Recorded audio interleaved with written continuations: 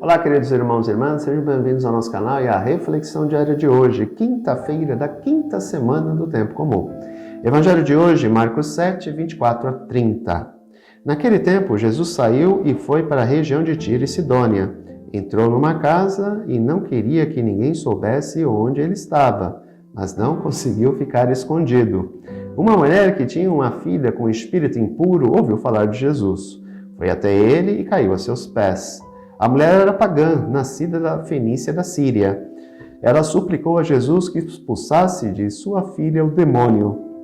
Jesus disse: "Deixa primeiro que os filhos fiquem saciados, porque não está certo tirar o pão dos filhos e jogá-lo aos cães." A mulher respondeu: "É verdade, Senhor, mas também os cães debaixo da mesa comem as migalhas que as crianças deixam cair." Então Jesus disse: "Por causa do que acabas de dizer, podes voltar para casa. O demônio já saiu de tua filha." Ela voltou para casa e encontrou sua filha deitada na cama, pois o demônio já havia saído dela.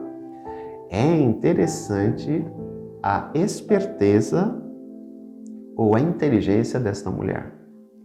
Jesus deixa bem claro. Primeiro, ele veio para o povo hebreu, que são os filhos, simbolizados pelos filhos na parabolazinha ou na história que ele coloca.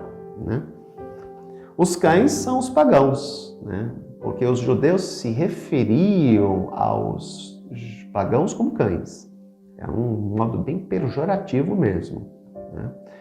O povo hebreu, ele se achava o povo bam, porque era o povo de Deus. Então os pagãos eram o resto, eram cães, Então, o cão, você permite que ele compartilhe da tua casa, mas a casa não é do cão, a casa é minha.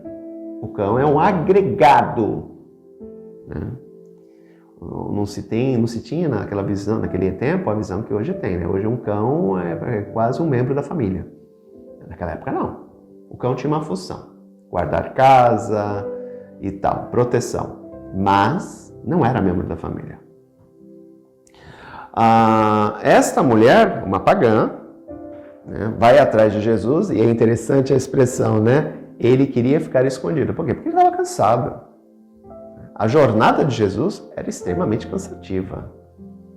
Eu já falei para vocês em alguns outros comentários aqui, que Jesus era um homem itinerante, ele não tinha parada, Ele não tinha sossego. Quando ele queria sossego, ele se recolhia um pouco para o deserto. Ou então ele entrava em algum lugar e estava escondido. Por quê? Porque ele precisava descansar. Ele era humano, Todos nós precisamos de descanso.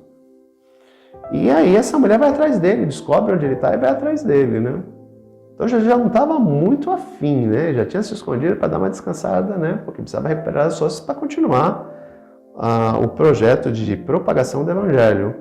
E aí esta mulher, uma pagã, vai porque ela necessita também. Ela precisa. Ela tem uma filha que está possuída por um demônio. Como essa criança foi possuída por demônio? Não sabemos. O autor evangélico não nos coloca e também não deve ser algo importante de saber. O fato é, ela está possuída por um demônio. Ok. E ela precisa ser curada. Ela precisa ser libertada. E algo interessante, um diálogo fantástico. A mulher tem uma sacada genial que Jesus fica sem poder argumentar, porque realmente o que ela coloca é verdade. Ela quebra a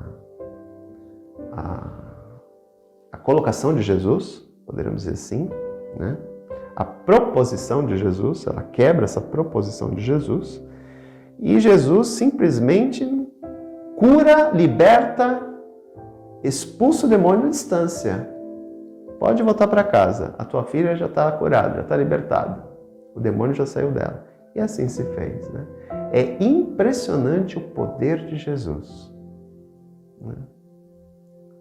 Por pensamento, vamos dizer assim, ele liberta aquela criança da opressão demoníaca. É muito interessante observar esse texto. Ela, mesmo diante do primeiro empecilho, ela não se dá por vencida. Jesus coloca, não, mas não é certo, Primeiro eu tenho que cuidar do povo hebreu. Depois, sim, eu vou cuidar dos outros povos. E mesmo diante, entre aspas, entendam bem isso, da recusa momentânea de Jesus, ela não se dá por vencida. Ela vai com toda a humildade, mas tendo fé de que ele podia fazer aquilo, e solicita a ele, contra-argumentando a argumentação de Jesus, né?